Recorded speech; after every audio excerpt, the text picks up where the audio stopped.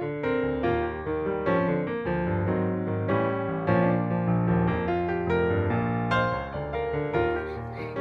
and welcome to another Barb wine tasting. And why not? I mean, we're quarantined, and it's almost my birthday, so I thought, Chardonnay. Happens to be one of my favorite. I know it's not so popular anymore, and a lot of people drink Pinot Grigio, Sauvignon Blanc, which I also like with meals. But if I'm just going to drink something by itself, I love a good Chardonnay. Buttery, oaky, I like it. And remember, as I said in my last video, wine is up to you. Whether you like it or I like it, it doesn't matter. You just drink what you like, because that's the most important thing. So let me show you the wines I've selected to try tonight.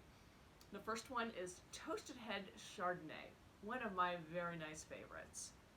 The second one is a Francis Ford Coppola Chardonnay. Now this one was a gift, but I did look it up, and that's how I know how much it is. Otherwise, I wouldn't know how much it was. And my third one is an old standby. I know it's boring, and I know everyone's like so sick of this wine, but I love it, so I'm doing it in my head-to-head comparison. It is Kendall Jackson Chardonnay. All right, so once again, before I go ahead and pour the wine, let me remind you how important it is to have a wine journal. When you have a wine journal, you get to note down and remember the things you liked and the things you weren't so crazy about, so that when you go back to the store the next time, you are more likely to remember what you liked and what you probably will skip the next time you shop. Okay? The first one I'm going to pour is the Toasted Head. Oh, the glasses I'm using, they're all the same, and these are what I understand as typical white wine glasses. They're not as bulbous as you would typically use for red wine. Here I'm going to pour the Toasted Head. Oh, I keep forgetting I'm just tasting it. Look at that big taste. Oh my goodness.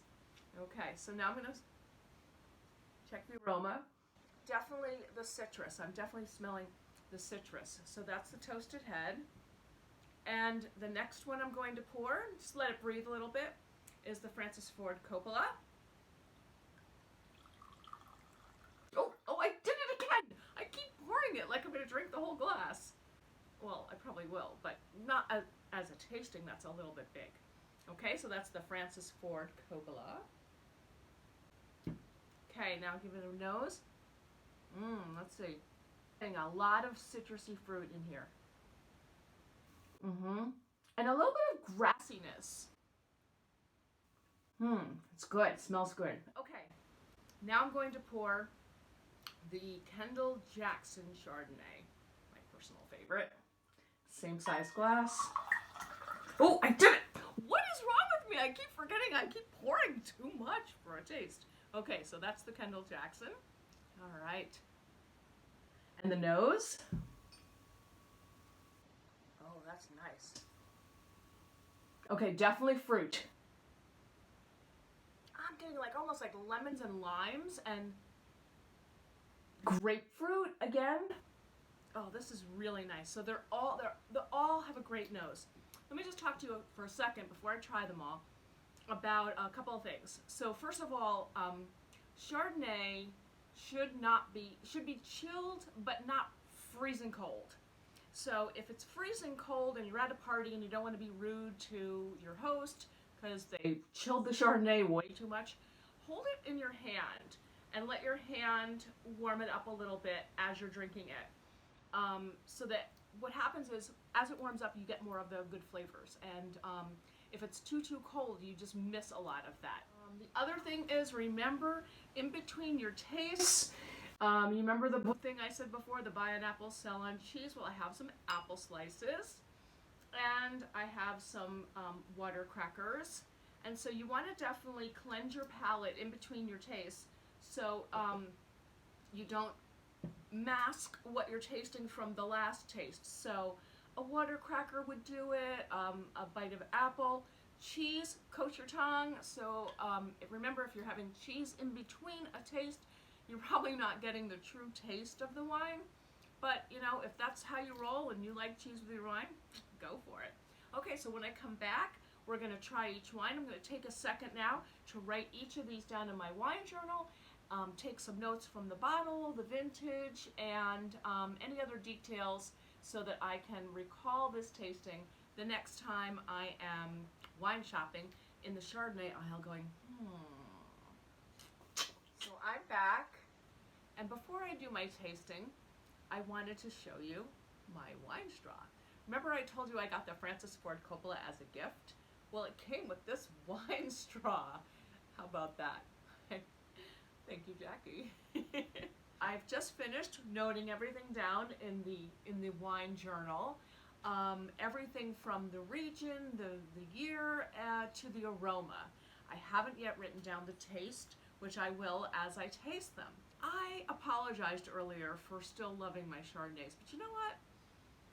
You shouldn't apologize for what you like. You like what you like, and with wine, as I've said before, there's no right or wrong in wine. So what you like is great, and what you don't like is also fine. So let's just try some wine.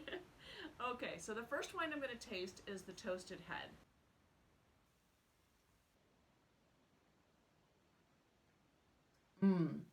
Okay. Love that. Okay. So the first things that come through are big fruit, but the underlying major flavor I'm getting from the Toasted Head is that oak, but it's not overpowering oak. It's just a perfect balance of oak and butteriness in there, and grapefruit. Have a cracker in between, so that I don't mix up the tastes of the two. So do that. The second wine I'm trying now, it's the Francis Coppola Chardonnay, and this one is the Diamond. Oh, that was a nice sound. It's the Diamond Collection. So let's give that nose another. Oh, I forgot to write it down. Remember what I said. Write it down so you remember. Okay, so I'm going to write down what I liked about the Toasted Head, how the taste was. Put on my glasses. When I just want to spend about $10 on a bottle of Chardonnay that I know I'm going to love, Toasted Head pretty much is my standby. It's the style I like. If you know anyone who drinks Chardonnay, if they like buttery, oaky Chardonnay, but not total oak, but, substantial oak, you can't go wrong with a Toasted Head. Okay, moving on. Francis Ford Coppola. Without further ado.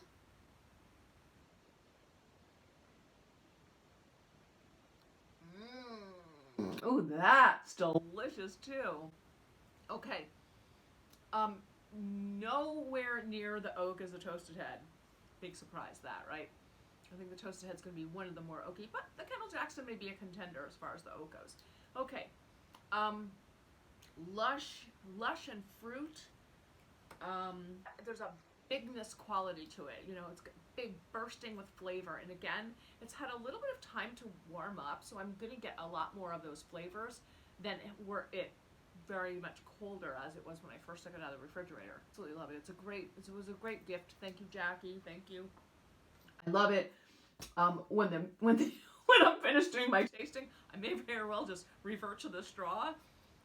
Wow, nice gift. Okay. And then I did write it down. Onto my palette. And on to the final wine, Kendall Jackson. So here we go. The Kendall Jackson. And this is the Vintner's Reserve. And it's a 2017 vintage. Oh, the vintage on these all, 2017. The Coppola, I believe, was a 2016. Yes, 2016. And the vintage on the Toasted Head was 2017 as well. And I'm going to talk to you about why the year matters in just a moment. But first, let me go ahead and taste the Kendall Jackson.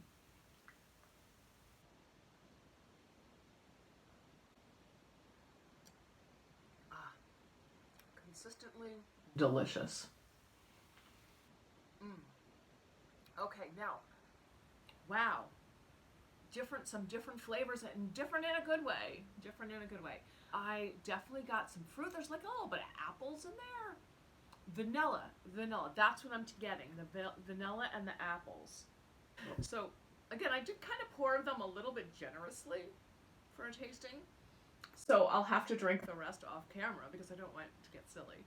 But I did want to talk for one moment just about the vintage. So why does the year on the bottle matter? The conditions of the growing season that year, how much rain, how much sun, other components, how cold, the varying of temperature. Sometimes you get summer seasons where you get a long stretch of heat, and not a lot of rain. Other times you get like drenched again and again. And so all those conditions have a lot to do with how that year's wine is going to taste. So for example, you could have a Kendall Jackson on your rack right now from 2016, which may taste different from the 2017.